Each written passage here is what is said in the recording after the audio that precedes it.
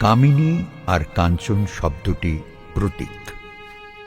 নারী পুরুষের ভাগও নয়, আর সোনা রূপা ধাতু মণিও নয়। ওটির গভীর ভাব আছে মা। যাঁরাই বাসনার দাসত্ব করেন তাঁরা সবাই কামিনী। যাঁরা নির্লিপ্ত, নির্বিকার, বাসনাহীন, তাঁরাই পুরুষ।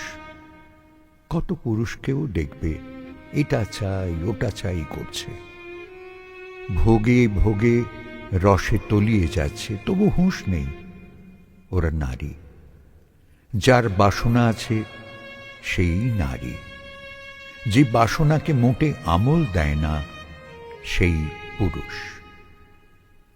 গভীর করে বললে বলতে হয়, ঠাকুর নরেন্দ্রনাথ আর ভবনাথকে নর এবং নারী বলেছিলেন, গৌরীমাকে পুরুষ বলেছিলেন। তবে এসব কি বিচারে ভাবো? আর যারই রিপু আছে, তারই রূপ, রস, গন্ধ, স্পর্শ, শব্দ, এই পঞ্চকাঞ্চনের টান থাকে।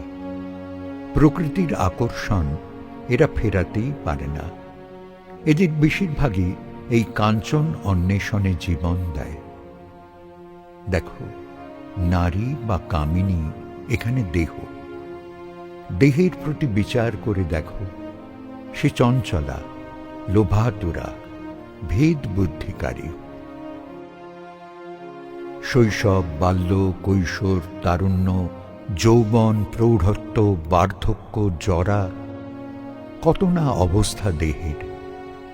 আসল কথাটা হলো, জগতে দুটোই বস্তু, প্রেয় আর শ্রেয়। প্রেয় হল সেই পরমেশ্বরের অলঙ্কার, মায়া, বৈভব। তিনি নন, তিনি স্বয়ং হলেন শ্রেয়। যে ভগবানের জগতে নানান প্রিয় নিয়ে মেতে আছে, সেই নারী, সেই কামিনী, তারাই সৃষ্টির সৃজনী কারণ। আর যিনি শ্রেয়, সেই পরমেশ্বর, মূলা শক্তিকে নিয়ে থাকেন, তিনি পুরুষ।